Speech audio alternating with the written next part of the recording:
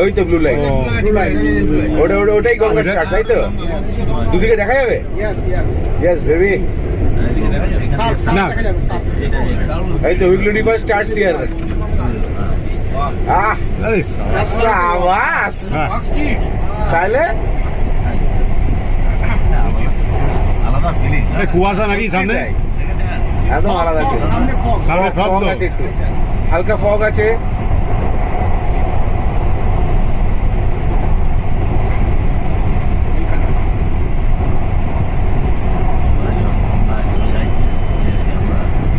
এই তো গঙ্গা শেষ। গঙ্গা শেষ।